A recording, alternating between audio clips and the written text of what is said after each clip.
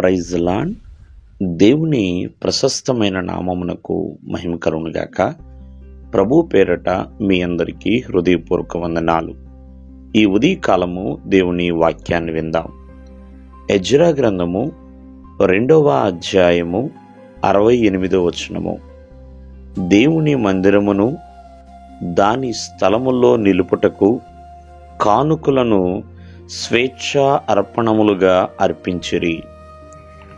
ప్రియమైన వర్లరా, మరి ఇక్కడ దేవుని మందిరములో దాని స్థలములో నిలుపుటకు కానుకలను స్వేచ్ఛా అర్పణములుగా అర్పించారంటే దేవుని పని నెరవేర్చుటకు తమ శక్తి కొలది కానుకలు ఇచ్చారు. అలాగే యాజకుల కొరకు కూడా ప్రియమైన వర్లరా కొన్ని కానుకలు కూడా స్వేచ్ఛా అర్పణములుగా తెచ్చి ఉన్నారు. అంటే మనము జాగ్రత్తగా ఆలకించాల్సిన విషయం ఏంటంటే, ఇచ్చే కానుక ఎలా ఇవ్వాలి అనేది కూడా ఇక్కడ రాయబడుతుందండి.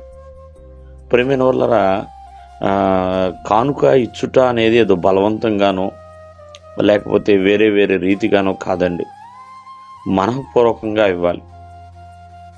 అదే స్వేచ్ఛ అర్పణం అంటే మనఃపూర్వకముగా. అలా మనఃపూర్వకంగా ఇచ్చినప్పుడు ఖచ్చితంగా దానికి రెట్టింపు భాగ్యాన్ని మనము పొందుకోగలుగుతాం. అలాగే సమాధానంతో ఇవ్వాలండి. సమాధానం లేకుండా దేవునికి కానుకిచ్చుట అనేది సరైన విధానం కాదండి. మనస్ఫూర్తిగా సమాధానము కలిగిన హృదయముతో మనం ఇవ్వాలి.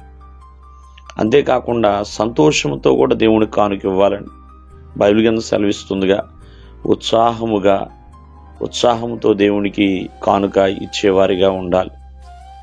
ప్రియమైన వర్లరా, వర్ధిల్లిన కొలది ఇవ్వండి అని దేవుని యొక్క వాక్యం కూడా సెలవిస్తుంది. రహస్యంగా ఇవ్వండి. మీరు ఇచ్చేది ప్రియమైన వర్లరా ఎవరికి తెలియకుండానే ఉండాలి అన్నట్లుగా. మరి ఈ రీతిగా కానుక ఇచ్చినప్పుడు ఖచ్చితంగా దేవుని యొక్క విస్తారమైన కృప, దేవుని యొక్క ప్రేమని మనము పొందుకోగలుగుతాం. ఆనాడు పేద విధవరాలు ఇచ్చిన కానుక దేవుడు హెచ్చించాడు. అలాగే జ్ఞానులు, తూర్పు దేశపు జ్ఞానులు ప్రభువుకి కానుకలు తెచ్చారు. ఆ కానుకలు కూడా ప్రియమైన వల్ల హెచ్చించబడ్డాయి, ఘనపరచబడ్డాయి.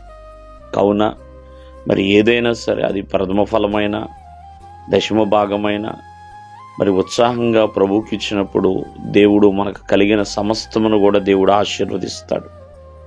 మరి అటువంటి ఆశీర్వాదము ప్రతి ఒక్కరూ కూడా పొందుకునే వారిగా ఉండాలి. దేవుడు మిమ్మల్ని ఆశీర్వదించునుగాక. ఆమేన్.